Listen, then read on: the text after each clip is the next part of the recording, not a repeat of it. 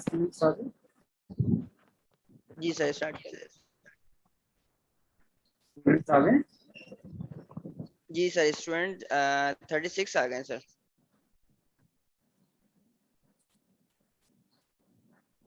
2-3 minute wait कर लेते हैं ताकि शुरू चलें से ठीक है करें। सर। ठीक है सर 5 मिनट वेट मेरे कर ख्याल में लेते हैं सर। 35 पे स्टार्ट करते हैं। ठीक है सर इंशाल्लाह। मेरी आवाज क्लियर है आपको? जी जी जी बिल्कुल सर आपकी आवाज़ क्लियर है। ठीक है, 35 से मैं स्टार्ट करूँगा। Okay sir.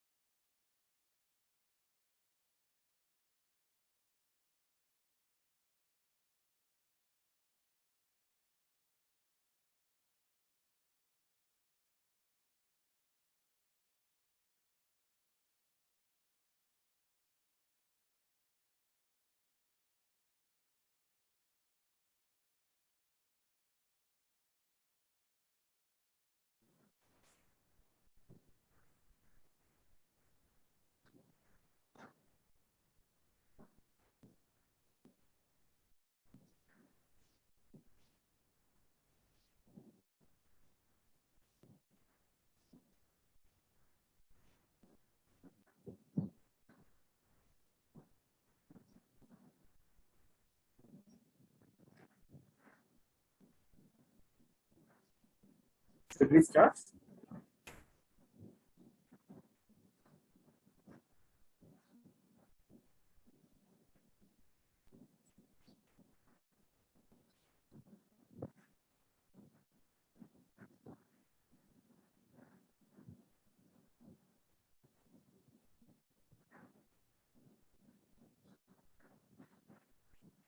Arisa?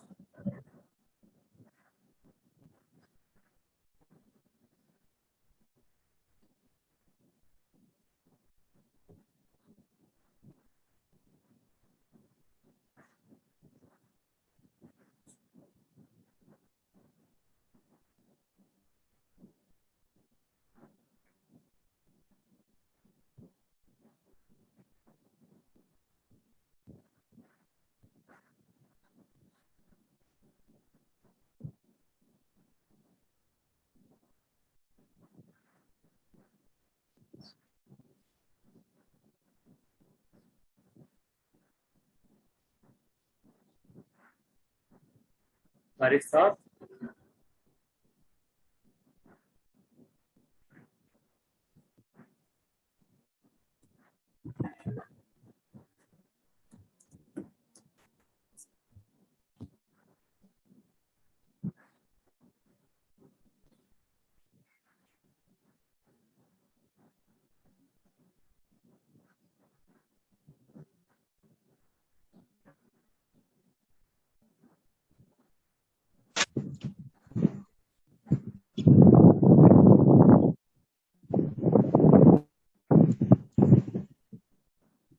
will learn Ms. Shrikant Energy. Will learn everything. जी सर स्टार्ट कर देते हैं. I hope students can hear me and can also see my slides. So first of all, I think it's our first introduction. So I'll introduce myself. My name is Dr. Buka Safullah Bey, and I am working as an assistant professor for biology in Postgraduate Research for University of Health Sciences. So before starting, small prayers that may Allah protect all of us from this pandemic, due to which from actual class we are doing the Zoom, we are in the Zoom classroom. So the norms of this lecture will be that anywhere anyone is having any confusion, he will raise hand or text or message on the screen so that I can clarify it. So today the topic we are going to discuss is chronic obstructive pulmonary disease as well as respiratory failure.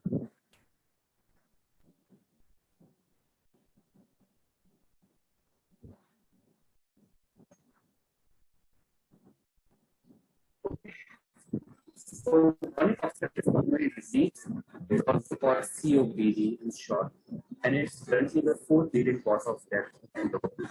COPD was predicted to be causing the third leading cause of death by 2020. But due to the pandemic, we don't know the exact figures. More than 3 million people died of COPD in 2012, accounting to 6% of all deaths globally. Globally, the COPD burden is projected to increase in coming decades because of continued exposure to risk factors and aging of population. And I am sure that you know that what is the biggest risk factor of COPD. Anyone?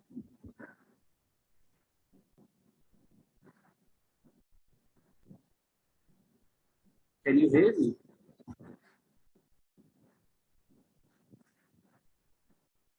Yes, okay. Okay, let me do something for this. How is the voice quality now? Is it better? Yes, cigarette smoking. Is my voice quality better than before or is it worse than before? Okay, so COPD is the fourth leading cause of death, and it is the biggest risk factor for having COPD is smoke.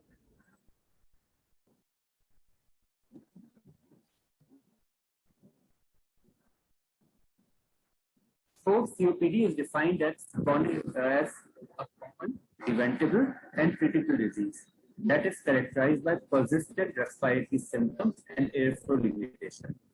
That is due to airway or alveolar abnormalities, usually caused by significant exposure to noxious particles or gases. So this is the latest definition of COPD. It is a common disease. It is preventable. It is treatable. There is persistent respiratory symptoms. So what you have to remember is that it's a preventable disease. There are persistent respiratory symptoms and there's airflow limitation due to airway or alveolar abnormalities, which is caused by exposure to noxious particles or gases, mainly smoking. All right. The most common respiratory symptoms include dyspnea. Dyspnea means shortness of breath, cough, which can be with or without sputum, and these symptoms are usually underreported. The main risk factor for tobacco smoking is tobacco smoking, but other environmental exposures such as biomass, food exposure, and air pollution may also contribute. So, anyone who is having symptoms like dyspnea, cough, and sputum production, in an aging person, COPD should be considered.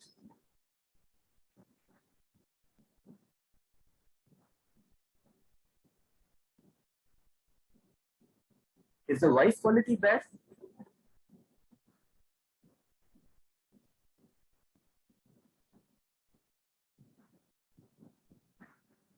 Why you are able? Okay, wait a second. Let me do something.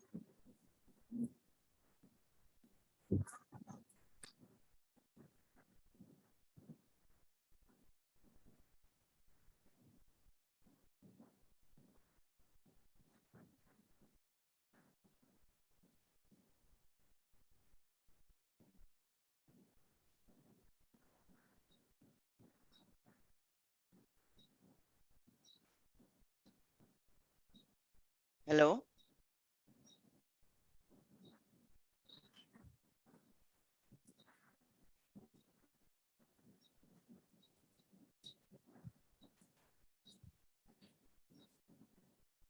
Hello.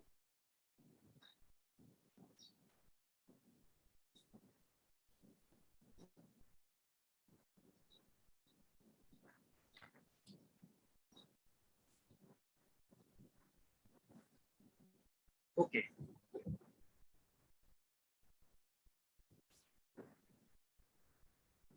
Okay, can you hear me better? Yes, sir. Is it better than before? Yes, sir. Great. So we were discussing the definition of COPD and the risk factor for COPD. So chronic obstructive pulmonary disease is a critical disease which is characterized by persistent respiratory symptoms which is due to airflow limitation. And the cause of it is exposure to noxious particles or gases, mainly smoke. Common respiratory symptoms in COPD are cough, dyspnea, sputum production. And usually it is in aging population. Other than smoking, other environmental exposures like biomass fuel and pollution contribute to COPD. Besides exposure, food factors and disposed individuals to develop COPD. If there are smoker will not develop COPD. These include genetic abnormalities, abnormal and accelerated aging. COPD may be punctuated by periods of active burst. Means that someone who is having COPD may be having his usual state, and then there might be acute worsening, which is known as exacerbation. And exacerbation is the worst thing in COPD because it causes increase in symptoms as well as it further deteriorates the lung health, and COPD becomes more severe. In most patients, COPD is associated with significant concomitant chronic illnesses which increases morbidity and morbidity, and these are cardiovascular diseases, skeletal muscle dysfunction, metabolic syndrome, sir आवाज अब भी osteoporosis, मसला कर depression. रही है.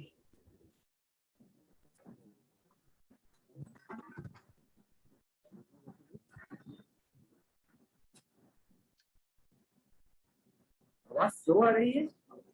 नहीं sir, आवाज ना फटी फटी आ रही है सर.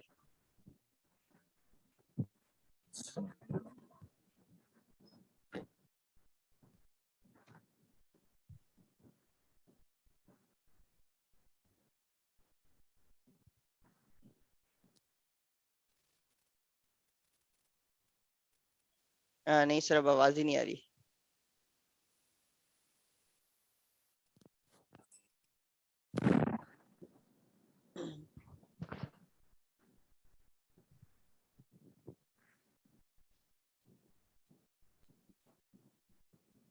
जी अब जी सर, आवाज तो आ रही है सर. लेकिन वैसे फटी फटी आ रही है. जी जी जी बिल्कुल सर, इसी तरीके से आ रही है सर आवाज. दूसरा वाला जो पहले मैंने वो यूज किया था वो यूज करूँ कि ये वाला यूज करूँ? सर वो वाला यूज कर लें, वो बेहतर था फिर भी. जी सर.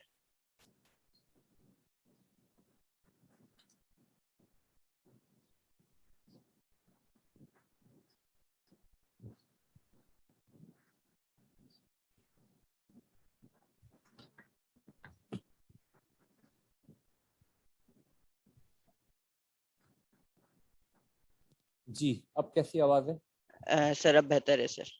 बेहतर है आवाज। जी ये sir. Students, I am sorry for this voice problem. हम लोग पहले ही जो लॉग इन हो गए थे, उस वक्त हमने चेक किया था, उस वक्त आवाज में प्रॉब्लम नहीं था।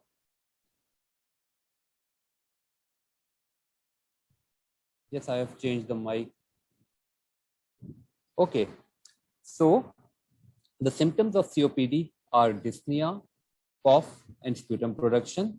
The risk factor is smoking and other noxious particles, air pollution, and it is usually in aging population. The disease occurs in aging population. It is very uncommon to see someone having COPD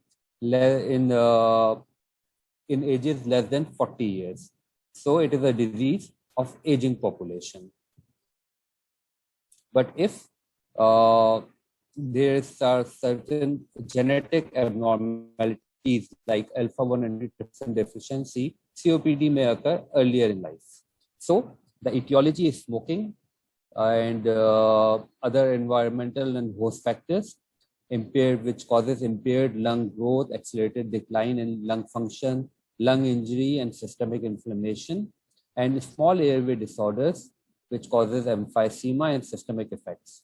There's persistent airflow limitation, which causes clinical symptoms like cough and dyspnea. There are exacerbations. Exacerbations further deteriorates or further accelerates the course of diseases, and there are comorbidities like depression, cardiovascular diseases, cancers, osteoporosis, etc. So some facts about COPD. It's estimated that 384 million COPD cases were in year 2010. Estimated global prevalence is about 11.7%. There are 3 million deaths annually, with increased prevalence of smoking in developing countries and aging population in high-income countries. The prevalence of COPD is expected to rise over the next 30 years. By 2030, it's predicted that 4.5 million COPD-related deaths will be seen every year, and prevalence of COPD is higher in smokers and ex-smokers compared to non-smokers. So smoking is the single most preventable risk factor for COPD. COPD is prevalent in ages more than 40 years. It is higher in men than in women, but in smoking women, the prevalence is more than those males who are smoking. So these are 10 leading causes of death in the world: ischemic heart disease, stroke, respiratory failure, lower respiratory infection, COPD, diarrhea. And you see that ischemic heart disease was the leading cause of death in 2000 and also in the 2012. But COPD prevalence is increasing. It's jumping from number 4 to number 3. All right. So the downward spiral in COPD is that if someone is having COPD and he continues to smoke, there are exacerbations which causes impaired mucus clearance, and then further exacerbation, then further alveolar destruction causing hypoxemia and death. The differential diagnosis of COPD are asthma, congestive cardiac failure, bronchiectasis, tuberculosis, respiratory bronchiolitis, and diffuse panbronchiolitis. So many respiratory diseases can mimic COPD. So we have to take a proper history, a good clinical examination, and then investigations to reach a diagnosis. So as previously discussed, that symptoms of COPD are chronic and progressive dyspnea, that is shortness of breath, cough, and sputum production. Patient may also complain that he is having wheezing. Wheezing is the whistling sound, which is seen in obstructive airway disease. Other symptoms are fatigue, weight loss, anorexia, syncope. Patient might be coughing so much that he might have broken his rib, ankle swelling, anxiety, depression. So whenever a person comes to us in a respiratory clinic, what the first test we order is an X-ray chest. So in COPD, X-ray is usually normal. It's not diagnostic. But in severe emphysema, there might be findings of overinflation of lung with low-lying diaphragm and straightening of diaphragm. So when you are going to come to us in wards, we are going to show you the X-ray and explain it to you. COPD should be considered in any patient who has dyspnea, chronic cough, or sputum production, and spirometry is required to make the diagnosis.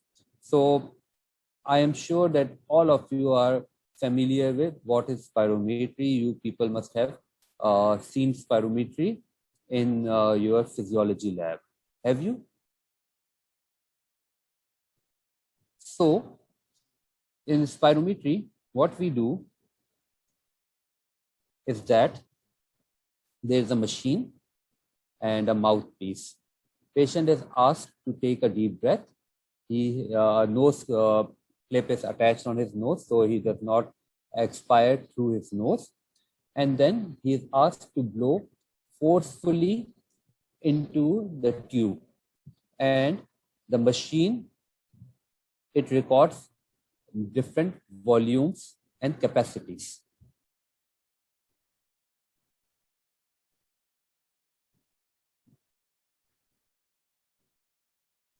Okay, so in spirometry, the presence of a post-bronchodilator FEV1 over FVC less than 0.70 confirms the presence of persistent airflow limitation. So what we have to see in spirometry in a person who is having COPD is that first of all, we are going to give him a bronchodilator, a short-acting bronchodilator like salbutamol. Okay, after that, we ask the patient to, then we measure his FEV1 and FVC. So, any idea what is FEV1?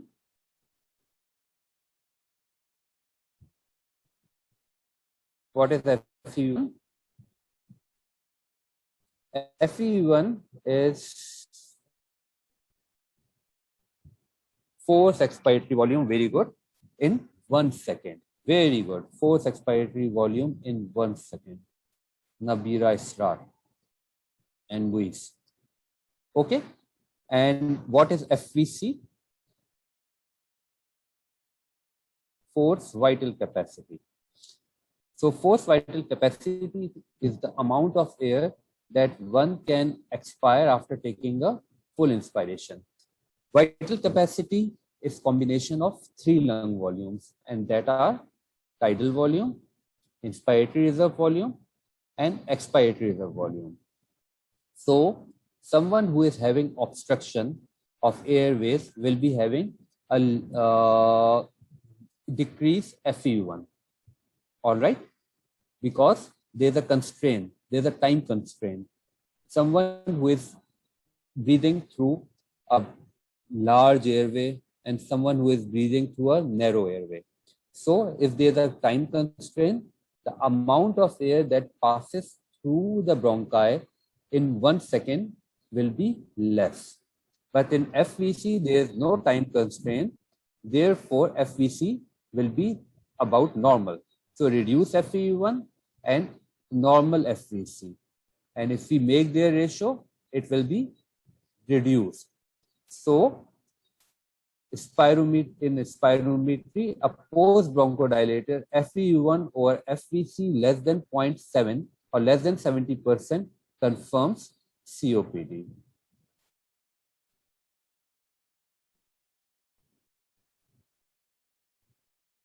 So symptoms, risk factor, and then spirometry, diagnosis of COPD is confirmed. So in a patient who is having a post-bronchodilator FEV1 over FVC less than 0.70, COPD can be staged into GOLD 1, 2, 3, and 4. GOLD is the classification. So if the FEV1 lies is more than 80% of predicted, it is mild or GOLD 1.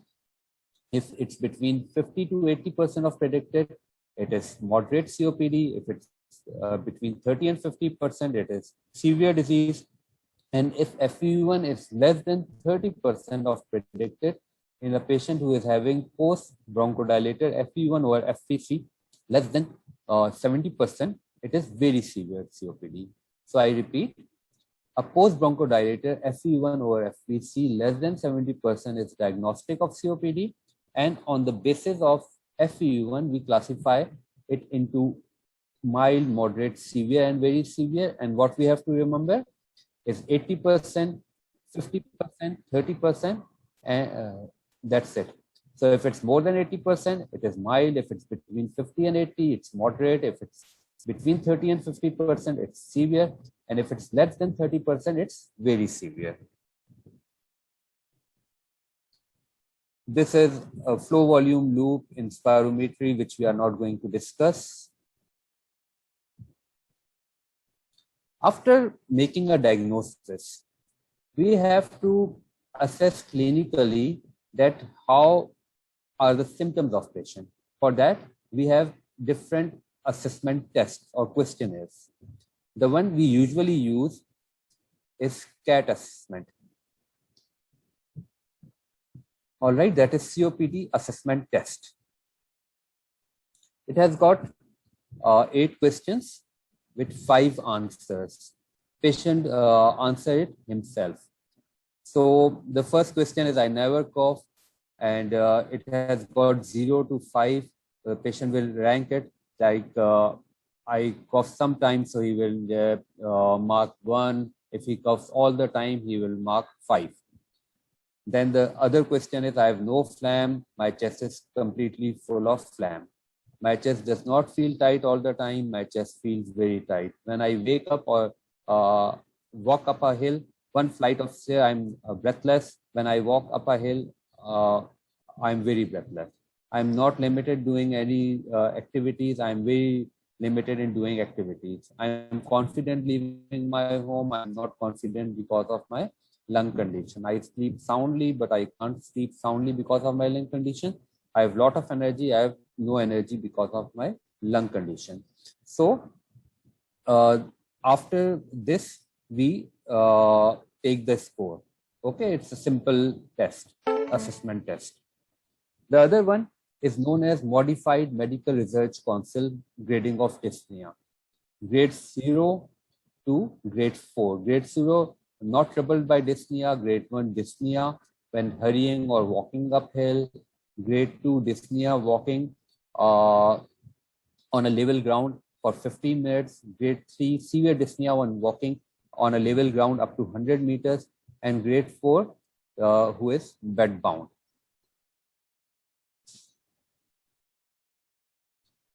So, first of all, there are symptoms. So we do a spirometry. On the basis of spirometry, if post bronchodilator FEV1 or FVC is less than 50%, then we make the diagnosis of COPD. After making the diagnosis of COPD, we classify it into GOLD 1, 2, 3, or 4. That is mild, moderate, severe, and very severe.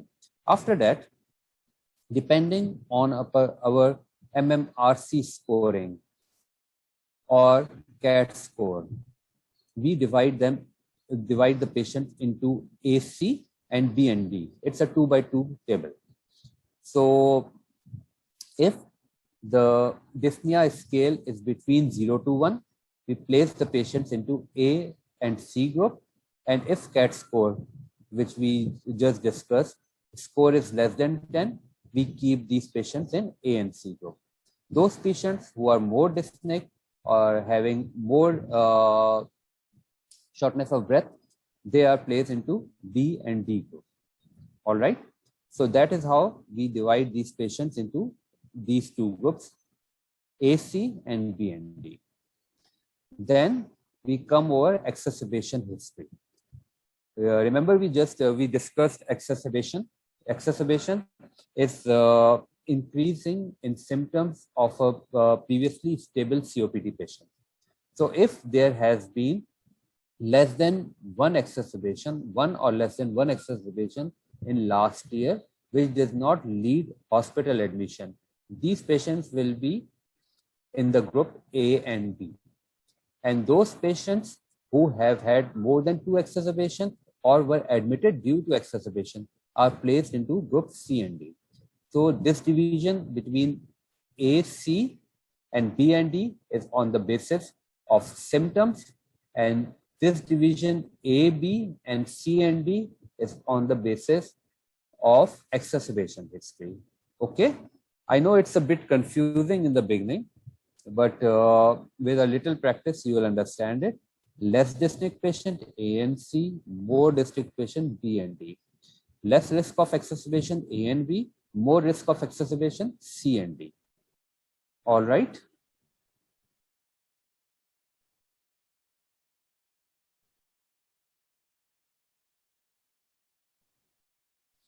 So category A patient will have a low risk of exacerbation and few symptoms. Category B patient will have low risk of exacerbation but will be more dyspneic. Group C will be having high risk of exacerbation but less symptoms, while group D patient will have high risk and more symptoms. So which is the worst of them?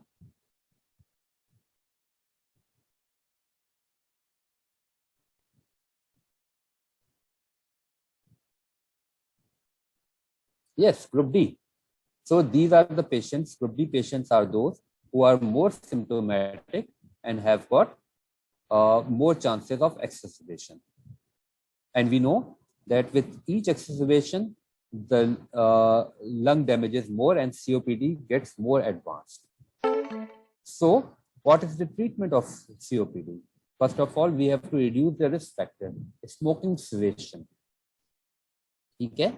And we should contribute more time in every smoker to quit smoking. All right.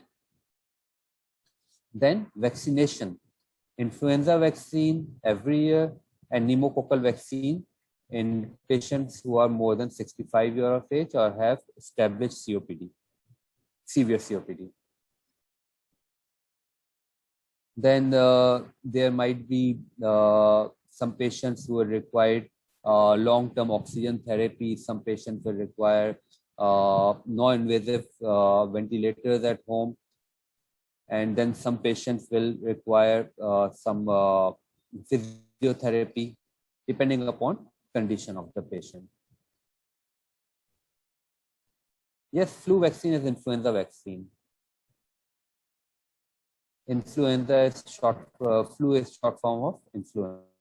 So patients, everyone, not only patients, but everyone, you, me, everyone should be having flu vaccine every year in fall season. So the drugs which are used in COPD are bronchodilators. They are short-acting beta-2 agonists and they are long-acting beta-2 agonists. Short-acting beta-2 agonist is salbutamol, long-acting is formoterol, indacaterol. Then there are anticholinergic drugs, short-acting like ipratropium, long-acting like tiotropium, glycopyrronium. Then many patients will require a combination of short-acting combination of beta-2 agonist and anticholinergic drugs.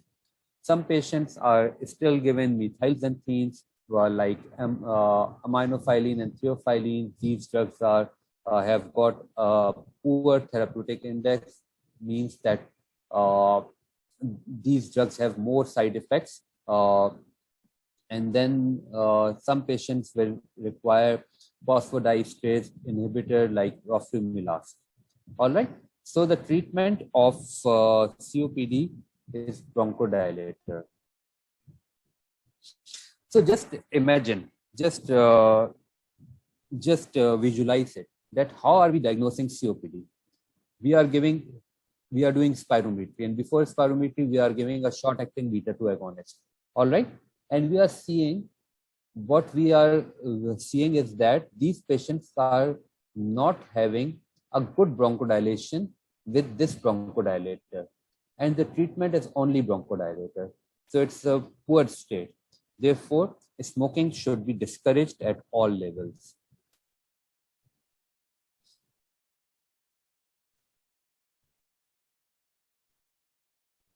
So the management strategy for stable COPD should be predominantly based on individualized assessment of symptoms and risk factors of exacerbation. All individuals who smoke should be strongly encouraged in quitting smoking. The main treatment goals are reduction of symptoms and reducing exacerbation risk. Management strategies are not limited to pharmacological treatment only. So now again, the same 2 by 2 table A, B, C, and D. So for group A, those patients who have got less symptoms and less chances of exacerbation, we give them a bronchodilator. Those patients who are more symptomatic, we give them one bronchodilator, or depending upon symptoms, 2 bronchodilators. LAMA is long-acting muscarinic agent, and LABA is beta-2 agonist, long-acting beta-2 agonist. All right. In group C patients who have got more chances of exacerbation and less symptoms, we give them long-acting muscarinic agents. And we can also give them a combination of long-acting muscarinic agent and long-acting beta-2 agonist. We can also add inhaled corticosteroid with that. So what we want to do is that we want to reduce the risk of exacerbation. And for that, we are giving antimuscarinic drugs. And if the patient is more symptomatic, we can give long-acting muscarinic agent with beta-2 agonist, and we can also add inhaled corticosteroid. Now coming to group D, the one who are most vulnerable, the one who have got more symptoms and more chances of exacerbation. So we can give them a long-acting muscarinic agent again alone. We can give a combination of LABA and LAMA both. We can add inhaled corticosteroid. We can consider a phosphodiesterase inhibitor, roflumilast, and we can give all of these drugs together. But what we want to do is that we want to reduce inhaled corticosteroid more quickly, because there is risk of pneumonia in patients of COPD or who are on inhaled corticosteroid. All right, so this is the summary again. In group A, any bronchodilator. In group B, a combination or one of them. In group C, mostly antimuscarinic drug. And in group D, we don't have much choices. We can add up all the drugs. All right. The non-pharmacological treatment of COPD is education and self-management. Physical activity is encouraged. Pulmonary rehabilitation programs, patients should be registered both. Then exercise training. Then education about the disease and how to manage it. Then palliative care in patients who have got very severe COPD. Nutritional support is very important. Vaccination and oxygen therapy in some patients. Long-term oxygen therapy is indicated for patients who have got a resting PO2 of less than 55 millimeters of mercury, or a PO2 of between 55 and 60 if the patient is also having signs of pulmonary artery hypertension.